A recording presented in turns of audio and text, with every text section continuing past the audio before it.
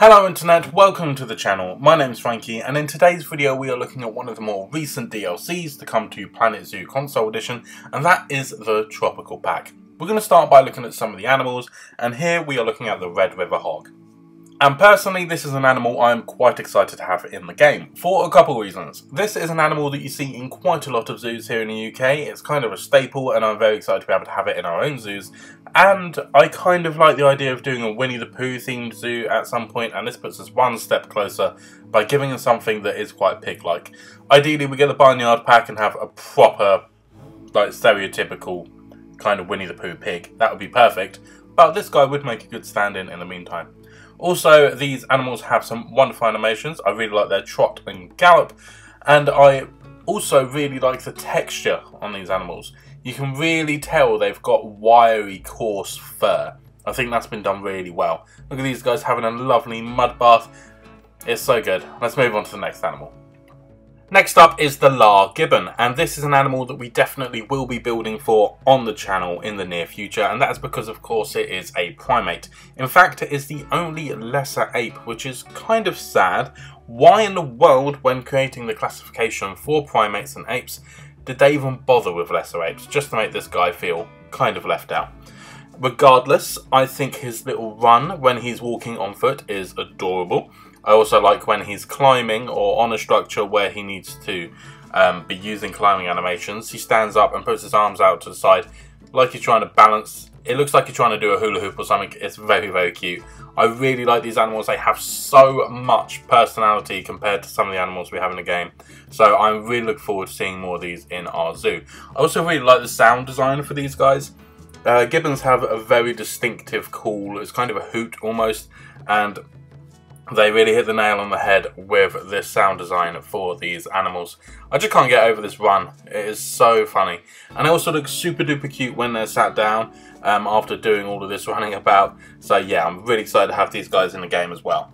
This pack also includes the Asian water monitor. Just like the Nile monitor, this is a large lizard that likes to spend a lot of time in the water. And I've got to say, of the two, I much prefer this one.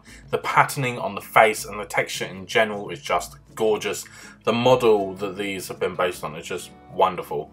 I am really happy to have these. I really like their sprawling gait, their really creepy walk. There's something about them that is slightly menacing when you see them on land in particular. When they're swimming about, it's not too bad. They look pretty elegant in the water. But the way they kind of drag their feet when they're walking with their long claws and quite extended fingers, they are awfully creepy, but a very welcome addition to any zoo. And lastly, for our habitat species is the fossa, and this is an animal that I really don't know too much about in terms of outside of this game. However, I do remember it being referenced in the first Madagascar film as the main predator of the island. And with that being said, something you should know about the fossa is it is the largest carnivore on Madagascar. It is indigenous to Madagascar, that is where it's from, and it is a very strange looking creature. It's quite cat-like, but then it's got a very elongated snout for a cat, so it's slightly more dog-like. It doesn't really fit into any category, and I think that is great.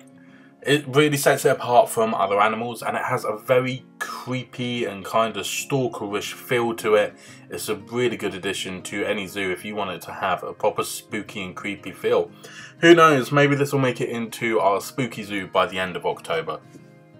Now we move on to an animal that I know a lot of people will have been excited for, and that is the brown-throated sloth. What you see here is a blueprint for a walkthrough exhibit that comes from this pack as well, and it is utterly gorgeous.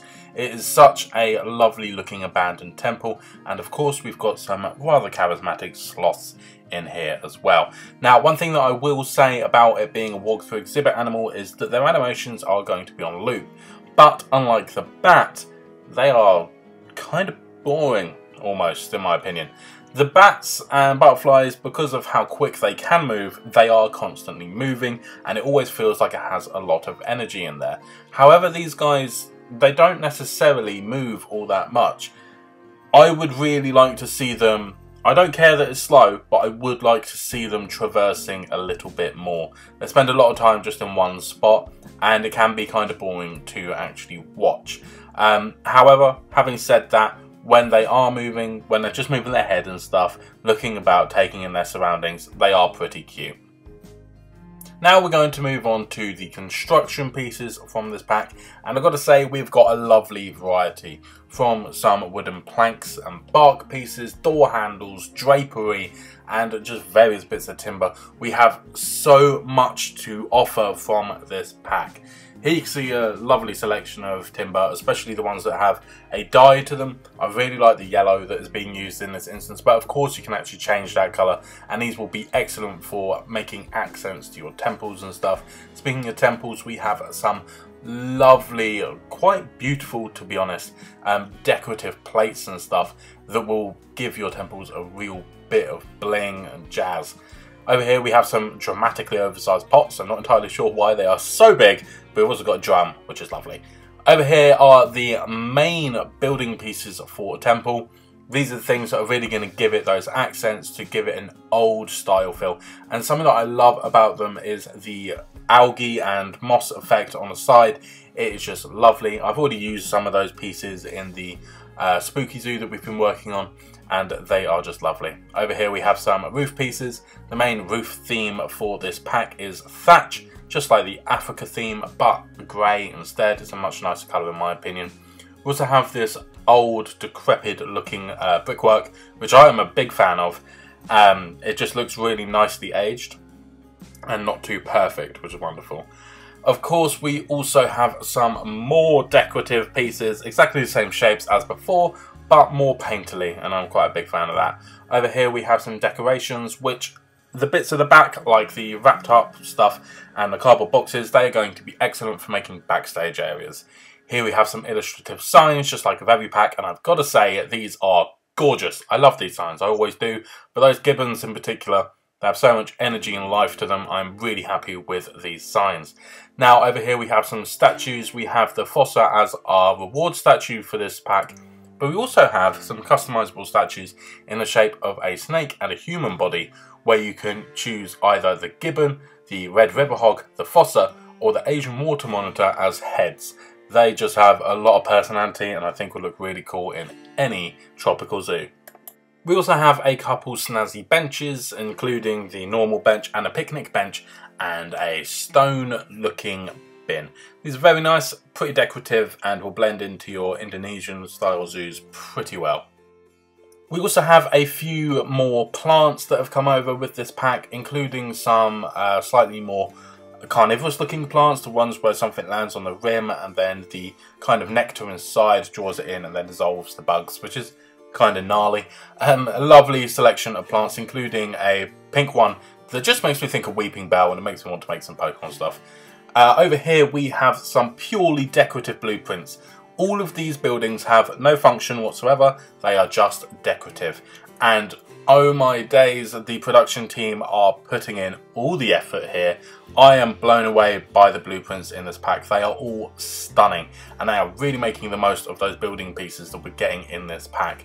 These are just so detailed, and they either look really, really decorative, pretty, and quite a statement piece, or like this temple, they look really worn down and really quite organically weathered.